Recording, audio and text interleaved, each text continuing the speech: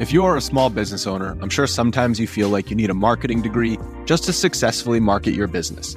I'm here to tell you that is not the case if you use Constant Contact. Constant Contact's award-winning platform has powerful marketing tools to make it easy to grow your audience, engage your customers, and sell more. In just a few clicks, you can launch a campaign that is tailored to your business and goals.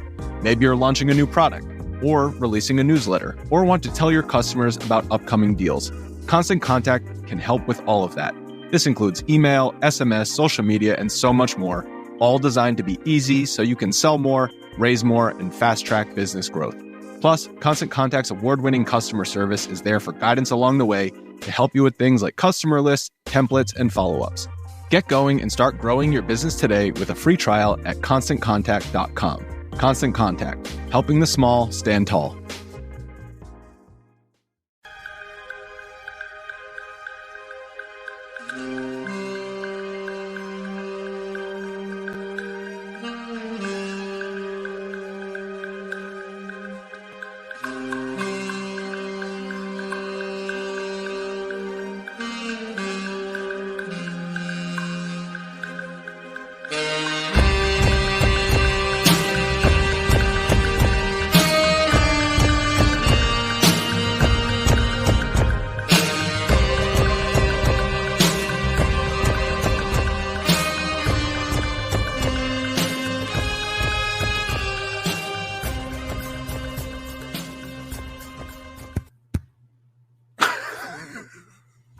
Welcome to Pod Maverick After Dark. I'm Kirk Henderson, and I'm joined, as always, by Josh Bowe. We are editors at MavsMoneyball.com. Thank you so much for joining us. It's a little after 10 p.m. on Sunday night, May 26th. The Dallas Mavericks just went up 3-0 on the Minnesota Timberwolves with an absolutely bananas 116-107 victory. Josh, how you doing, man? I'm doing pretty good. I think as we were talking in the pre-show, this might be our hardest podcast of the playoffs, because that was a pretty ridiculous game, and we're going to try to do our best to verbalize what we just saw, which was pretty remarkable. So for context, basically a week ago tonight, 8 days ago, Josh and I recorded live after Game 6 of the Mavericks beating the Thunder on on PJ's shot, and I was like kind of housed and really just enjoying the win. I don't know how the Dallas Mavericks won this game outside of Team of Destiny shit, and we're going to break it down here. We're going to have a good time. I sound a little subdued because, quite honestly, guys, I'm in shock. I am in shock. To sort of walk you through what happened during the game, the Dallas Mavericks came out and once again punched the Minnesota Timberwolves firmly in the mouth. The problem was the Minnesota Timberwolves started hitting a lot of shots. And so for everything that the Mavericks did right, they also had a stupid turnover or something that just didn't make sense. And so the Wolves were just there. They were hanging around. The Mavericks ended up in the first quarter up by 5 when they probably should have been up by 15. Same thing goes with halftime, where Derek Lively takes a vicious knee to the balls and then takes a knee to the head, both of them issued by Karl Anthony Towns, everybody's favorite dork. I will just say that he's the most talented dork I've ever seen, and I couldn't be more excited to never have to cheer for him. Like, I'm not even mad at him. He's like if Dwight Powell had talent and was like extremely effective at just like flailing and being stupid. Like Towns is just a mess. I'm very, maybe we'll talk about him more later and maybe not at all, because he's pretty embarrassing. The Mavericks hung around and sort of, I think they're up by 8 at halftime, despite the Lively going down with, what we assumed was a concussion, but was later ruled a neck sprain. Let's wait till tomorrow and see if that's still a neck sprain tomorrow. There's a gajillion different things it could be, because it's sprain, it's strain. Like when you do things like in the cervical spine, things can really, really get hurt. Like, we just hope Lively's okay. We'll circle back on that a little bit later. And the Mavs just hung around. They hung around, and they had the lead.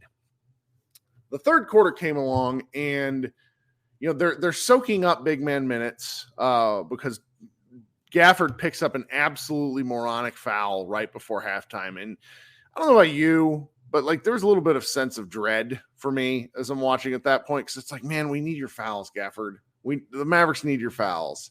Oh yeah, I mean, I'm the sense of dread I think kicked in as soon as Lively wobbled off the court, because that's literally your top plus minus guy leaving, and your biggest minus, your worst plus minus guy Gafford having to fill in and play even more minutes. So I mean, you could feel it everywhere, both in the arena and I think, fans watching at home. Like there was definitely, a lot of dread from like the second quarter. And that's to say nothing against anyone else in the team. It's just Lively has been that important. There was a graphic that was shown up on the screen where he was second behind Manu Ginobili during one of the Spurs' epic playoff runs in terms of like bench plus minuses in the last like 25 years. Like it was really something. And so the third quarter starts, and the Wolves just eat into the Mavericks lead. They just keep coming, which is to be expected.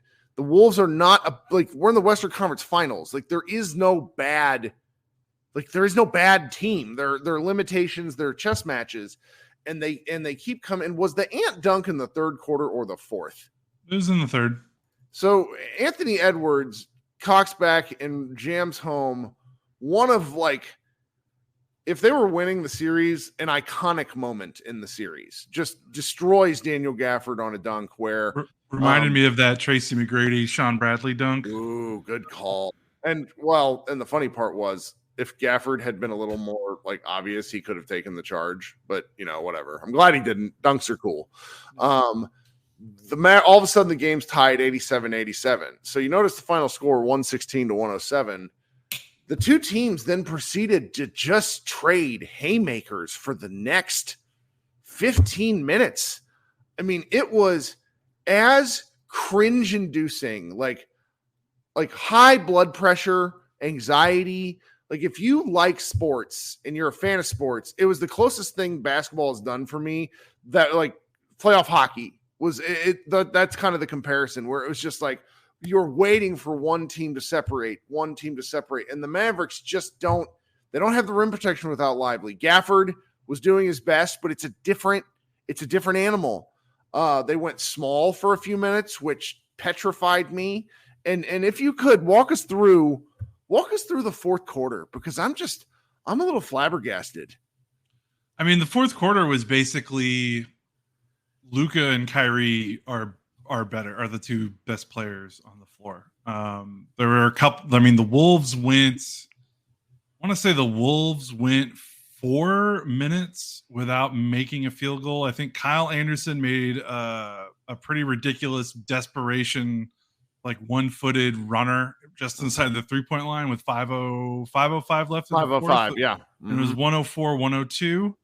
And the Wolves didn't make another field goal until 15 seconds left in the game. So from the 5-minute mark to the 15-second mark of the fourth quarter, the Wolves made zero field goals. And I think they made one free throw, because it was a not free throw. Yeah, they finished the game with 107 points. So the final 5 minutes, they scored 3 points to end the game. So the Wolves kind of demonstrated what they've shown throughout the series. First two games, they just don't have that high-level playmaker that can create quality looks in high-leverage moments. And the Mavericks have Luka and Kyrie. And it's not like Luka and Kyrie were hitting bunnies. Like Luka made two fading Dirk-esque one-legged fadeaway jumpers. Kyrie made a ridiculous shot from the baseline that I'm not even sure why he took it, but he did, and he made it. and it was a pretty ridiculous shot that put the Mavericks up. It felt like the dagger. And then, Daniel Gafford gets the sweet alley-oop dunk. Was that over Rudy? My friend Colin. Rudy was doing the 2-arm shove in the chest. It was so now that we're here, and I want to make two statements. Number one, Anthony Edwards is really cool. Like watching him play, but he's very clearly never seen some of the defensive looks that have gotten thrown at him this series, where he is seeing he's like a quarterback who's been sacked too many times because he sees footsteps on some of these doubles that he's getting, and the Mavericks aren't even fully committing to doubling him. They just send a second guy at him at random intervals now and then, and he goes like, oh, fuck. I mean, he had some incredible moves, but like I could have killed Josh Green during this game a couple of times where I'm like, why are you shading the right-handed basketball player to the right-handed side of the hoop on a fast break? Edwards had some like plays tonight where it's just like, what is the Mavericks defense doing? Now, the answer to that question is Derek Lively's not back there. They're a little less connected. And frankly, things happen in transition. But Ant is really cool, right? Like watching Ant. Rudy Gobert is a clown fraud beyond belief who gets away with epic amounts of bullshit. His Gortat screens essentially involve kneeing, shoving, and elbowing people out of the way as he's diving down the lanes. I mean, some of the stuff, if you just keep your eyes on him, he is a cheap shot artist and should have fouled out of this game by halftime. He sucks. Fuck Rudy Gobert.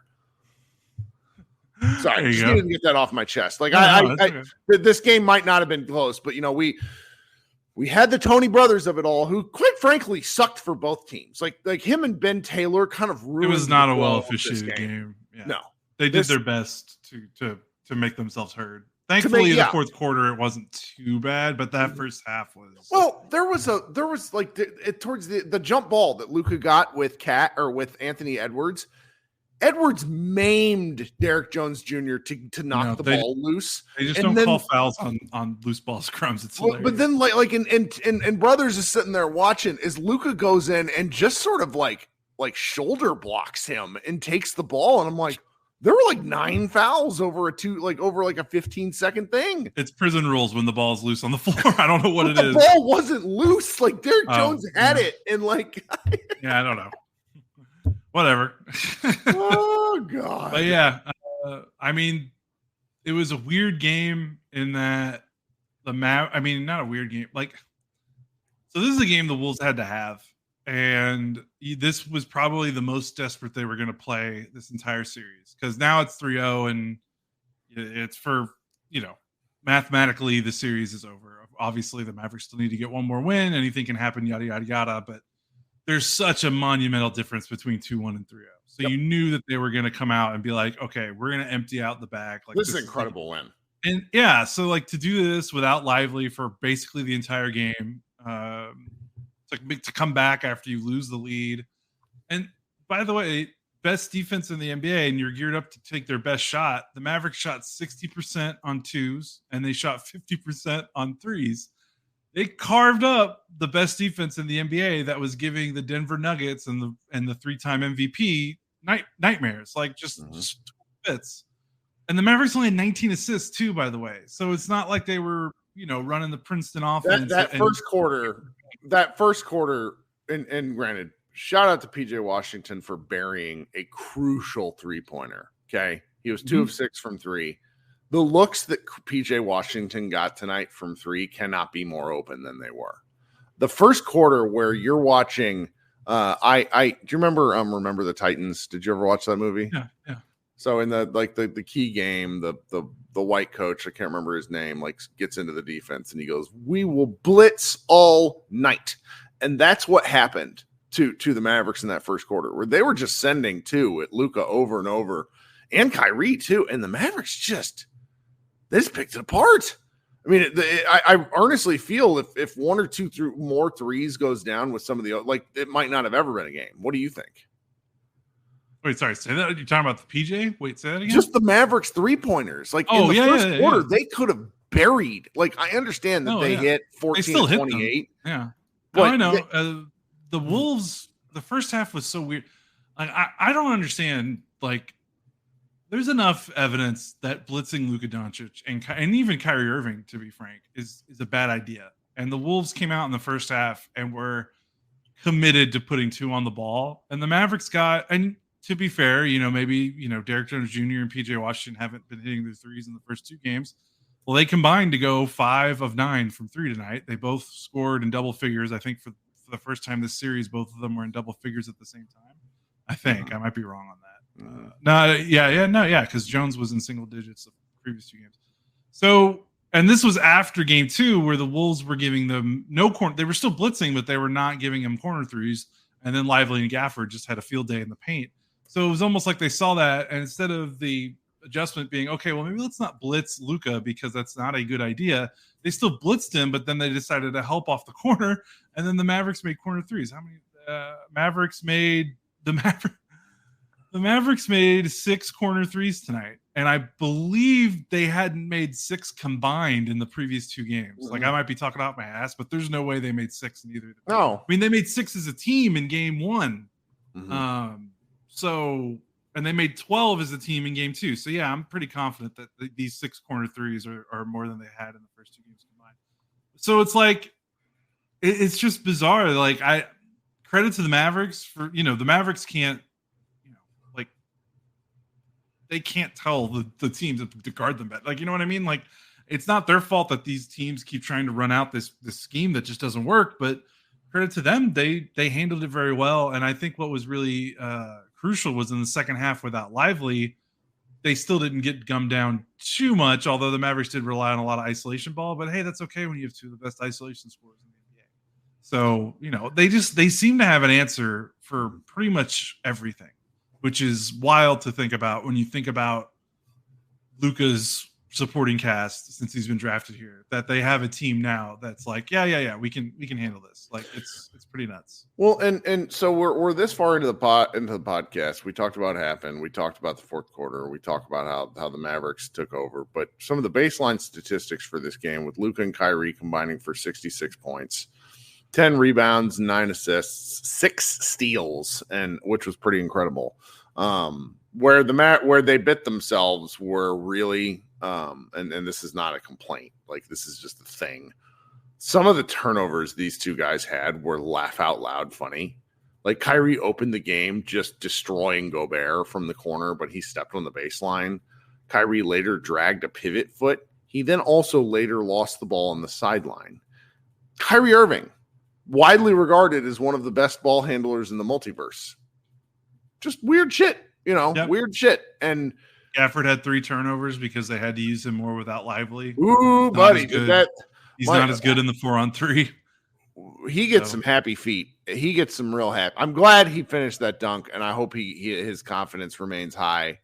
He also had 3 turnovers, and then he had like 2 shots that felt like turnovers that were so bad. Where it's just like you just he dribbled in. Yeah, he just dribbled into a missed shot. But then he played a great final 5 minutes of the fourth. Had 3 blocks, and had that block on Cat is the sort of thing that is going to live in Cat's head till the end of time. Yeah, the thing with Gafford is he's not as good a defender as Lively because Lively's more versatile and is longer. Like, I don't think people don't realize that Cat's Lively's 3 inches bigger, and his wingspan is probably, what do you think? Say it's 7'7", if I remember. Yeah, so it's probably it might be. Gafford's wingspan is enormous, but for his height. But Gafford is 6'9", and Lively is 7 to 7'1". Like, it's different. So Gafford's good when someone challenges him directly at the rim. For the most part, that he had 3 blocks, so he's good at that. But he's pretty bad at like containing, like when someone gets ahead of steam in him and stuff like that. And that's what we saw with Anthony Edwards in the third quarter, where they just drilled them in the paint. And I mean, the Wolves shot 20 of 26 in the restricted area. That's by far the best number any team has shot against the Mavericks in the playoffs. I'm pretty sure. Definitely the best the Wolves have shot in the restricted area in this series. So it's not a coincidence. It was very funny how there was a lot of, both on the broadcast and then, I'm not on Twitter that much during the game, but every time I opened it, just like a lot of national people been like, Ant's back. And it's like, I mean, he's shooting layups against Dwight Powell, who's jumping backwards away from him. Like, not to discredit Ant, like he did what he needed to do. Like, he saw that Lively wasn't in the game and he was like, okay, time to get to work, time to get cooking. And he did it. So credit to him for recognizing it and executing. But like, I don't think that was something like, hey, Ant figured it out. It was, the Mavericks' incredible rim defending 20-year-old is no longer on the floor, and they can't compensate. But then, Gafford played a good final 5 minutes of the fourth, so credit to him. Man, just a really sort of a spiritual experience watching the end of that game. All right, doesn't this feel like? Oh, go ahead. No, you do. Well, let's take a quick break, and then I want to talk about some of the bigger things. And frankly, I wrote about what I want to talk about. What I wrote about at 3 in the morning. All right, guys, we're at the halfway point in the show. We're a little discombobulated, frankly, because that's such a crazy win that it's a little bit difficult to process sometimes when you do something quite like that. For those of you here who are here live on YouTube, if you could like the stream, if you could consider subscribing if you're new, I would very much appreciate that. We record after every single game, and during these playoff games and a lot of regular season games, we record secondary post-game shows where I bring up and chat with anybody that wants to come talk basketball. This is a fan-based community. I am a fan. Josh is a little bit, I would say he's a little more dead inside than me, but I think even on nights like tonight, he can be brought to risen up a little bit by the quality of basketball. Right, Josh? Yeah. I just like calling me a fucking zombie over here. No, it's just the way it goes. And so those of you listening on the audio stream, we really appreciate the reviews. I'm seeing more and more on Spotify and Apple. Keep leaving them. It's really, Josh and I really appreciate that sort of thing. And then what else do we have here? So we'll be back. So hang around when our show closes. We're at the 20-minute mark. We'll probably end by the 30 to 35-minute mark, and then we can talk at Mavs Party as well. All right, so I'm going to cut and go to a audio or insert some audio ads, which is how Josh and I make our minuscule amounts of money for this. So if you could listen to those, we would be grateful, and we will be right back. Prize Picks is America's #1 fantasy sports app with more than 5 million members. It's the most fun and exciting way to get in on the action while you watch your favorite sports and players. You just pick more or less on 2 or more player stats for your shot to win up to 100 times your cash. I made my first $10 deposit and received an instant $10 bonus. And if you have the skills, you can play for a shot of turning your $10 into $1,000. And playoff time is the best time to join the Prize Picks community of over 5 million members who have already downloaded the app. Prize Picks is available in more than 30 states across the country, including California, Texas, and Georgia. Download the app today and use the code BLUEWIRE for a first deposit match up to $100. That's a first deposit match of up to $100 when you download the app and use the code BLUEWIRE. Prize Picks. Pick more, pick less. It's that easy. If you're a basketball junkie, then you know there's no better time of year than the NBA playoffs. Twice a week, JJ Redick is cooking on his podcast, The Old Man and the Three. He has guys come on in all stages of their careers to talk about the league and share stories you won't hear anywhere else, including Devin Booker on why he talks so much trash, Ray Allen's epic free throw competitions with LeBron in Miami, and the moment Tyrese Halliburton knew Pascal Siakam would be a good fit in Indy. In addition to player interviews, every Monday JJ breaks down the top 3 things happening around the NBA with unmatched analysis, not outlandish takes, and is often joined by masterminds of the game like Tim Legler to dive deep on rookie reports, trade breakdowns, and why is mean mugging now a tech? You won't find another outlet that covers the game as comprehensively and with such insight as JJ does it on The Old Man and the Three. Make this your companion podcast during the playoffs. Listen to The Old Man and the Three ad-free on Wondery Plus or wherever you get your podcasts. Okay, got some quick shout-outs from people who are living or who are leaving super stickers and tips. Shout out to Wade Lamb, hoping for the best for Derek Lively. That looked bad, and we need that, man. Let's go Mavs. Thanks, Kirk and Josh. Our man Henry says, close out Kyrie game, Mavs in 4. Ooh, that's a great. Kyrie is essentially undefeated in closeout games. No, he is undefeated. It's not essentially. It's a great tip. I keep forgetting this. Douglas Kennedy says, I miss angry Kirk. Not really. Yeah, no, you don't. Our cancer-beating friend, Mr. Dodang, says, thanks, Mavs Moneyball. And longtime listener, Cowboy, says, Kirk, you made a comment that I also mentioned. The Wolves could fail if Cat checks out. He's a non-factor. The TNT crew mentioned Cat needs to speak up. Who knows with Cat? All right, so you're about to say something right before break, and I cut you off. No, you're fine. We needed to take that break because this is going to be a longer conversation. We would have never gotten to it. This game feels like the culmination of what me and you have been talking about since February of 2023, I think. Maybe a little bit later because we weren't sure right away. Basically, since the Kyrie trade, and there was so much discussion about can this work? Can these two work together? And like by March, April, even when the Maverick after the trade last year, even though the Maverick season was over, the one thing me and you were talking about, like after every game, even when they were losing, was like, man, Luka Kyrie works. It's the rest of this team that's just dog water. That's not good enough. And like the numbers, too small. Yeah, but the numbers were great. Like even last year, that they were winning the minutes that those two were on the floor together. And it just created, and because it's the easy, people don't want to watch the games because no one can watch every game. So when you're not paying attention to a 38-win Maverick team, like you just default to, oh, well, those, the two stars don't work. Like that's why it didn't work. And it wasn't why it didn't work. Like it was everything else around it that made it so it didn't work. Now, to be fair, you have to be a little bit more specific with your team building when those are your two best players. Like that might make it a little bit more challenging because of what kind of players they are. But despite their perceived flaws on both sides of the ball from those two guys, the Mavericks, who couldn't beat, the Hornets last season, still won their minutes handedly when Luka and Kyrie were on the floor. And they did it again this season by a lot, and it kept getting better as they made the trades and had that great second half. And then you've got this series and tonight where they once again both combined for at least 30 and both look like the two best players on the floor. And you look at the other team and they don't really know where to go for their shot in the final 5 minutes of a game. And with the Mavericks, it's never in question. Like, that you're going to get a good shot with Luka or Kyrie, even if it's like a turning mid-range fadeaway. That's okay because Luka makes them. It might be an audacious pull up from the baseline from Kyrie, but it's like, well, he makes them. So those are good shots for them if they're not good shots for anyone else. So I don't know. I just felt like tonight was like the exclamation point at the end of the sentence of Luka and Kyrie work, and they've always worked. Like it's pretty clear. There's no debating it now. Like their games mesh together pretty well offensively. They've bought in on the defensive end enough, which can't be said enough for both of them, obviously.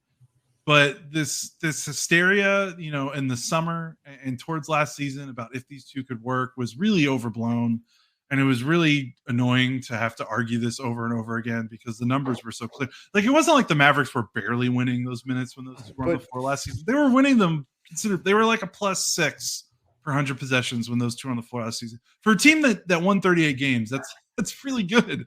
So I think we can move on from that narrative. Luka and Kyrie works. Move on, But look, the Mavericks are one game from the finals. And here's what's been very evident for a while. Nobody watches this fucking team. Nobody, including the experts. Like, which is really kind of weird. Tim Legler's the only one out here going, this thing really works. The Mavericks defense is really good. Everybody else is out here. And I mean, really, most people don't, there's been some variance games. We can't sit here and act like that. Like when PJ Washington goes nuclear against Oklahoma City, but that's a fact of the playoffs. Like, it's happened. Nas Reed has done it to the Mavericks. Here's the thing. The Mavericks outlasted it. Okay. They beat the Wolves in their variance games. Kyle Anderson hasn't missed a shot since the before times, since like before COVID. Like, I don't know what is going on with Kyle Anderson. The Mavericks win anyways. The Mavericks won a road playoff game against this Wolves team, making 6 3-pointers. And there's a real fun thing we all do, and it's like nobody believes in us. No one believes in the Mavericks. We're the underdog. Every fan base does that. Every fan base does this, but in a different circumstance, like I really sort of feel like that the Mavericks don't exist to lots of people. I mean, it was funny before the series where I had this ridiculous tweet where in the ESPN very clearly AI generated conference preview. Yeah, the Dallas Mavericks weren't mentioned. Like it was kind of bizarre.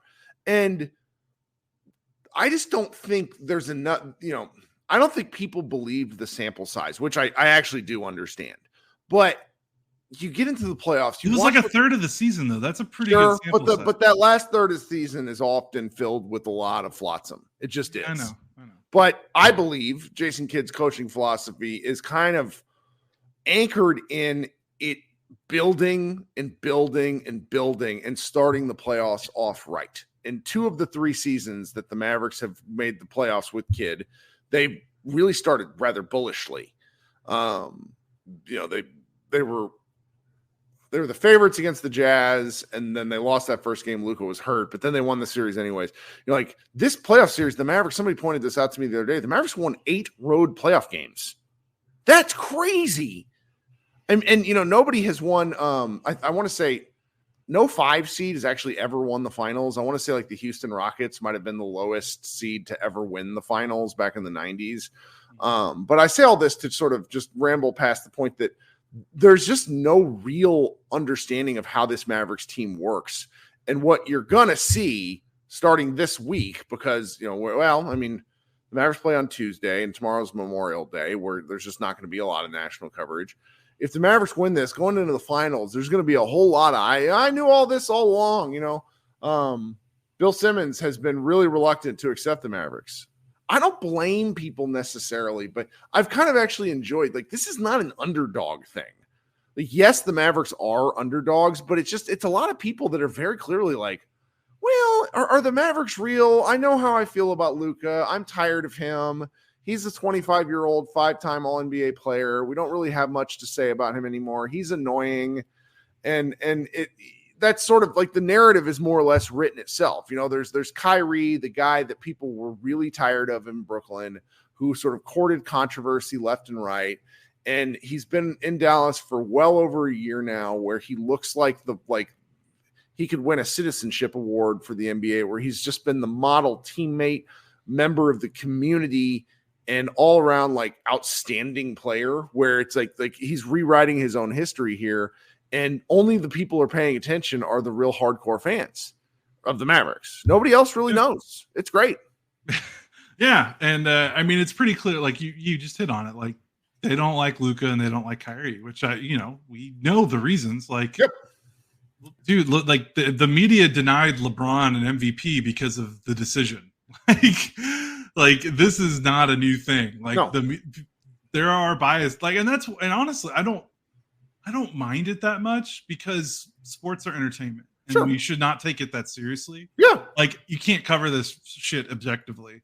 Honestly, I just wish we would embrace the bias and be like, yes, I hate Luka. This is why. And then it's more, instead of trying to do this whole, well, no, it's not that I hate Luka. It's just, there's just this. It's like, no, you just don't like Luka. And that's okay. There's players I don't like either. So, sure. We all have our blind spots and we all have our biases. I'm obviously very biased, even if I've tried to, look at the games farther away from the fandom point of view, but I still have my bias for sure. Like everyone has it. Like it's impossible to be unbiased. So like the way that they try to tippy-toe around it and not act like it's because they just don't like Kyrie. Yes, I hate that. It's a fact of life that people are biased. And quite candidly, you should be listening to Josh, me, Nick Angstad, Bobby Carella, Tim McMahon. Yeah, why do you want Brad Steven Townsend Smith to talk about your team? I don't want these motherfuckers to talk about my team. Sorry, I don't. I know more about them than they do, more or less. I mean, it's because it's impossible to know everything. So just sort of thinking about that. And the other thing that I've been thinking about, so I wrote that kind of, I've not written like this in years. I guess I've just been doing this for too long. And I don't like the highs and the lows. I mainly like pounce upon the lows. I don't really write about the highs because it's a little harder for me. But I wrote a piece the other day, which you can go see on MavsMoneyball.com. And it's about essentially how I've felt since kind of game 5 against the Clippers that this team was going to do something special. I'm to the point, and I was to the point by game 6 against the Thunder where I thought they were going to win the finals. I didn't come out and say all this because I don't really think if I'm wrong, it doesn't, all people do is, anytime I'm wrong, all when you make proclamations, all people do is throw stuff in your face. So but I wrote about it, and this game is it's kind of proof of concept, because yes, it's great that the Mavericks won. I'm going to be puzzling over how in the hell they held the Wolves scoreless for those last 5 minutes. Like, that's crazy. They've got 2 certified badass defensive wings in Derrick Jones Jr. and PJ Washington, which is something they haven't had since the 2022 team, but also that I think these two guys, no disrespect to those guys on the 2022 team, I think Jones and Washington are better than Dorian and Reggie Bullock. Again, not trying, no disrespect. I just think they're better players. So there's that. Even Gafford with his faults is still like a shot blocker, which is still something they didn't really have. You know what I mean? Like, it's no. I mean, we saw Dwight Powell in the game. Dwight Powell was the friggin' starting center for this team. My friend Seth Partnow, who's one of the best statistical minds in the NBA, like adjacent area, said that he's revised his thinking now to be mad at the Mavericks for giving that was the best that they gave Luka Doncic for several seasons. And it's not necessarily a slight of Dwight Powell, but it's like Luka made Dwight Powell, not the other way around. So it's just I'll need to rewatch it again because I can't say at first blush what happened. I mean, Anthony Edwards had 5 turnovers, so like they're pretty good. They've been pretty good at making Anthony Edwards a decision maker instead of just a flat scorer. Because I think when Edwards has an easier decision tree to go down, it's better for him because he just wants to score. I mean, he really wants to score. He's gotten way better as a passer. I mean, he had 9 assists to go along with those 5 turnovers. So it's not like he's a terrible passer, and he's been really good evolving this part of his game because I don't think it was even there when he entered the league. So the fact that he's already doing it at this level is pretty impressive. But again, that's still, if you had to be like, okay, what would you rather him be doing? Would you rather him be driving down the lane looking to score, or would you rather him be trying to make a decision with multiple defenders on him? And the choice is pretty clear. And then the Mavericks have done a good job, gunking up his vision and making things as difficult as possible for him and forcing him to pass. Like he's still, like this was his big game. He still had 26 points. Like he still hasn't had a game this series where he was the leading scorer of the game, and he had multiple 40-point games against the Denver Nuggets. So like the Mavericks are still doing something on him that is working even without Lively. And that was pretty impressive to watch. Oh, see, and here's where we are, man. This is a real quote. They had 31 free throws. We had 17. That's from Anthony Edwards. My guy. That's loser behavior. You can't do that. I'm sorry. Earlier I said I love Cat. I'm not Cat. Anthony Edwards. I do love Anthony Edwards. But he's gotten some passes, despite being 22, that had Luka done any of this 2 years ago when he was in his age 22 season, we never would have heard the end of. I mean, he had an oxygen mask last game. Could you imagine the internet? Yeah. Luka Doncic had a fucking oxygen mask. I cannot. I don't even know how bad it would be. I wouldn't even want to log in. I wouldn't want to see it. Well, maybe I would. It'd be just this is great. All this stuff is so great for my agendas with my friends. So great. You must be how do you feel walking into those group chats lately? Good. People can't tell me shit right now. Okay. And I know you got some people in those group chats that do not like Luka. Oh, I'm friends with I'm friends with Celtics fans and some. I mean, Anthony Edwards is the face of American basketball for all the right reasons. He's just 22. He is cool. Yeah. He is so cool. And it's just like, you just can't do this. But it's just funny because he's 22. But when Luka was 22, it goes back to like everyone treats Luka like he's 34 years old. That's true. He's just set this unprecedented start to his career where it's like, oh, he's made 5 or whatever, 6 all NBA teams already. Like everyone in their head is like, oh, when a player makes 5 all NBA teams, they're like close to 30. Like, you know what I mean? Like everyone's just like, oh, when you reach this milestone, you're usually this age. And with Luka, he's 25 and doing all this. So it's like everyone's brain is trying to recalibrate to a guy doing all this stuff at his age. And I think they sometimes forget how old he is. Like not like they don't know, but just subconsciously when you're talking about this guy, it's just difficult to contextualize how young he really is. He's not that much older than Ant. It's weird. It's weird. Well, so we praised Kyrie and Luka. We gave Daniel Gafford the fact that he's a +10 is hilarious. After being like a negative bajillion for the past several weeks.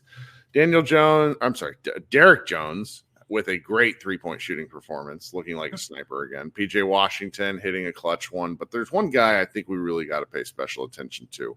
once again, I really think his 11 minutes, despite the fact that he ended up with a -6 and scored 7, but he did score 7 points. You gotta like Jaden Hardy's moxie. You just, I'm not a Hardy guy. There's no reason. I'm not going to beat around the bush here. That's fine. But dude, the kid's got balls. He has no fear. That and one at the end of the third quarter to tie the game at 87 was enormous for the Mavericks. Sort of just feel. I was really big. Like, I don't know what the Mavericks do with him long term because he doesn't have great shake. He doesn't shoot the ball incredibly. He's shorter. He's kind of a lame defender. Like Ant made a move past him that made me go, oh, there's a good visualization for differences in athleticism. And yet he made a lot of right, good, strong plays when the Mavericks needed him. What did you think of his play?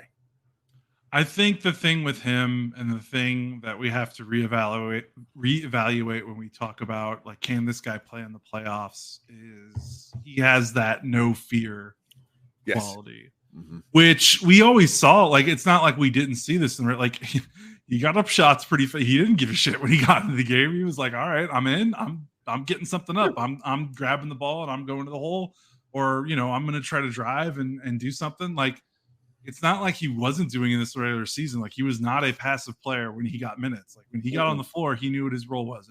It was a score. See, and the comments right now about Hardy, all of you are drunk. Every single one of you is drunk. Hardy is sort of Iverson-esque. Go watch Allen Iverson. Get out. That's pretty good. But man, we're trying to praise him. Stop making me mad. Yeah, there's not a lot of timidness to his game, which you is have to show crucial. up. Yeah, because in the playoffs, you don't have a possession to feel yourself into a game, which I wonder if that's why Dante Exum has basically melted into nothing. Yep. Because he's a pretty methodical player. Like, he's not that he can't play like up tempo or make quick decisions, but even in the regular season, like, he very much lets the game come to him and kind of pokes and prods and moves at a kind of a little bit of a different pace. And in the playoffs, it's like boom, boom, boom, boom. Like, the possessions are flying. The decision-making is coming so fast, and it's so different and varied. And sometimes it helps to kind of have that one-track mentality that Hardy has, where it's like, okay, you just want me to shoot shots, open shots, and drive? I can do that. Like, you don't need me, you don't need me to make, intricate reads or anything like that.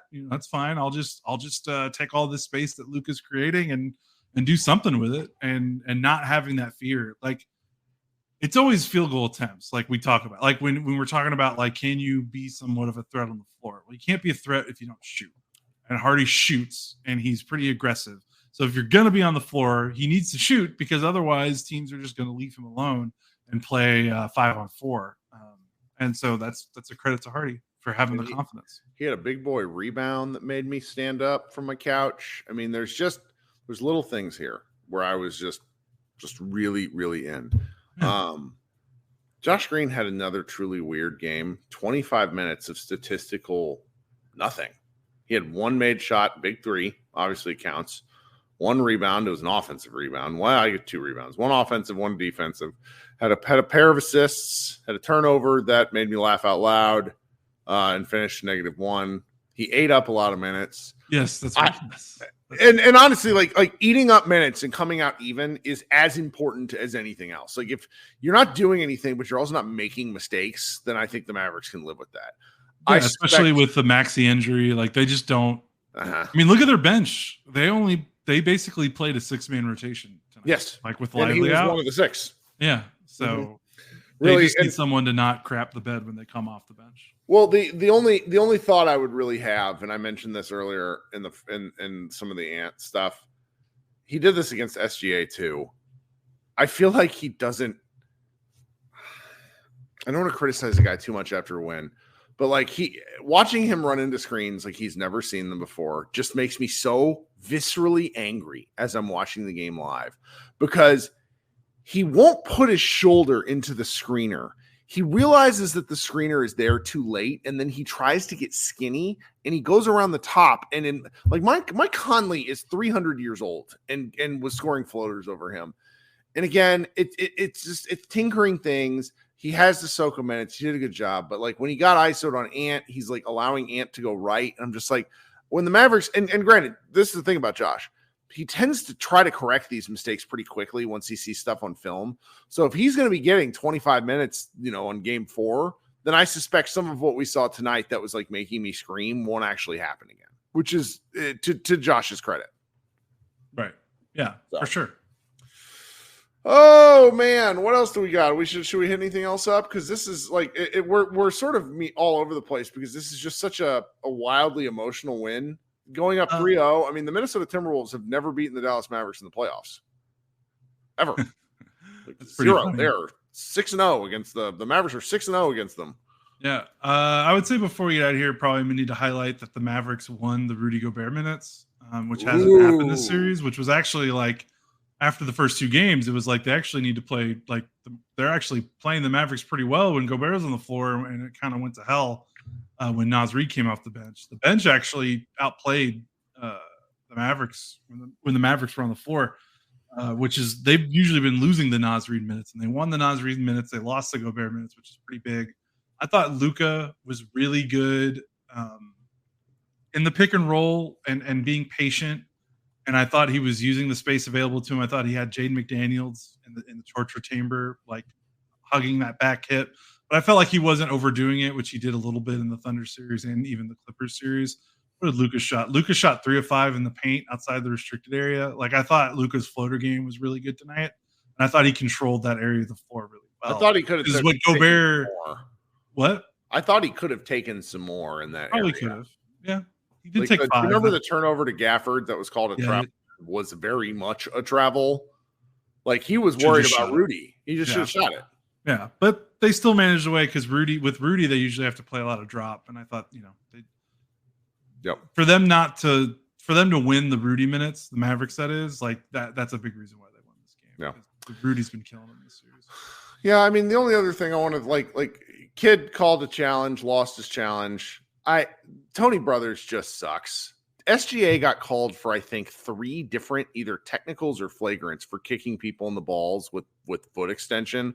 What Cat did to Lively was not a natural movement. It just wasn't. I'm sorry.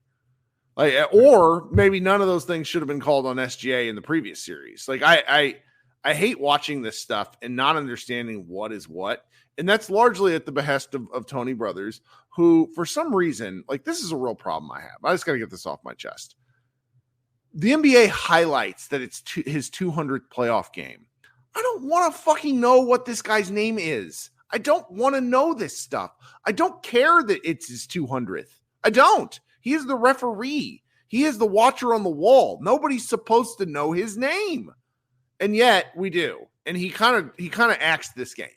I mean, I'm glad the Mavericks won, but had they not, we would have come in here talking about Tony Brothers a lot. And I'm very annoyed. I know, and you hate talking refs. Yeah, I hate talking refs. It's annoying. It's nobody cares because it's a part of life. Jason Kidd, I thought was really good with the timeouts tonight. I thought, and that's one of my criticisms of him throughout the year is that he lets runs go too long. And I thought he did a pretty good job trying to settle the Mavericks at the right times tonight.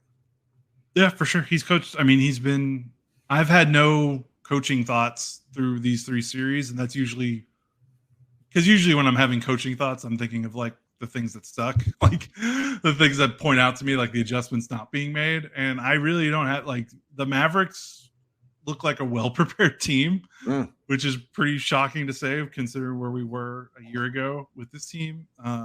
Like they look like they know what they need to do, and they look ready. Like the thing that about when a team is really kind of in a groove and the roster and the coaching staff are kind of like connected is when they already have the counters to the counter. Like they're already countering stuff that the Wolves are countering themselves. Like they're like the Wolves are going to blitz. They got it. They go back to drop. The Mavericks still finding good shots. Like the way the Mavericks seem to be like one step ahead and they're ready for the adjustment before the adjustment happens, seemingly. I think that's a sign of a team that's not only just locked in together, their chemistry, but also a coaching staff that has their finger on the pulse really well. Love it, man. The last thought that I had, and this is a little thing, it's related to Chris Finch. I thought that the Wolves conceded something very important in this series when they moved Anthony Edwards off of Kyrie Irving. I mean, after game one, do you blame him? I mean, where Ant was sucking oxygen? Like I do, because you put poor old Mike Conley on him, and Kyrie cooked him. Cat still did a pretty good job. Like Cat did Ant did a great job. Ant and Cat, like I have some problems with some whatever animal type. Ant did a great job on Kyrie the rest of game one and most of game two. So by moving him off, I think you're sort of seeding the fact that you don't want Ant using that energy chasing him around. That's quite the admission to me. This is a team, they have a defensive player of the year and granted the same guy, but they have two all defensive players. And then Cat, who's amazing at defense. And my sort of secret my secret take that I'm just going to release 47 minutes into this podcast is, what if he's actually not that good at defense and he is instead playing in front of a fantastic defensive front line? Talking about Ant? Yeah. Not to be an asshole, but it's just, who's the guy that's on the Sixers now that played in front of Joel Embiid that I couldn't stand? The Mavericks tried to match him. Matisse Thybulle. Matisse Thybulle is a terrible, terrible defender if you put him in any other context other than playing in front of an absolutely outstanding defensive center. Like, he's awful on the Timberwolves. He gets like 2 boards a game because he doesn't do anything despite being 6'6". I sort of wonder what Ant looks like if he's not in front of Rudy. Luka big boys his ass every time he guards him. So I just asking questions. Sorry, I'm feeling myself. It's okay. It's the same thing we saw in the Jazz series where it was like, man, how bad are Donovan Mitchell and Mike Conley, to be fair, and like how much is Rudy Gobert bailing them out? Yeah. No, it's a fair question. Like, that's the thing we talked about before the series, where like on paper, Ant is a great defensive matchup on Kyrie, but it's like, do you want your best player and your best playmaker to be chasing around Kyrie for a full game? And I think we're seeing, no, they don't want that. They don't want that. Okay. Everybody, if you're listening to this live, hang around. We're going to go to our secondary show where you can join and come talk basketball with me till we feel like it. If you're listening on the audio stream sometime, early Monday morning, you're barbecuing, you're hanging out with friends by the pool, doing whatever, we'll have a second show up sometime on Monday afternoon to Monday evening. Everybody, enjoy your Memorial Day. If you're here in the United States, stay safe, put on some sunscreen. There is nothing like that first sunburn of the year. Particularly me, like I always get sunburned like right here, and then I look like a dummy forever because I just forget. Shout out to 3 more people. We had Andrew Slater with a quick tip, Dubs 1982, and my man Harold leaving us quick tips. We really appreciate that.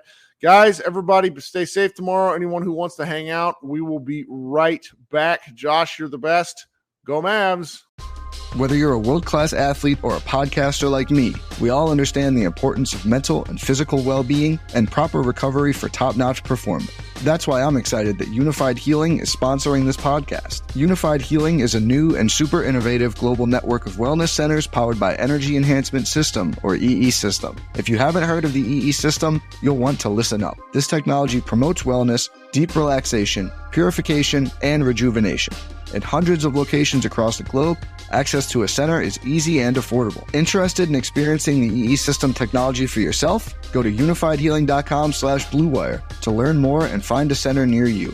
That's unifydhealing.com/bluewire. No material or testimonials on the Unified Healing website are intended to be viewed as medical advice or a substitute for professional medical advice, diagnosis, or treatment. Always seek the advice of your physician or other qualified healthcare provider with any questions you may have regarding a medical condition or treatment and before undertaking a new healthcare regimen, including EE System.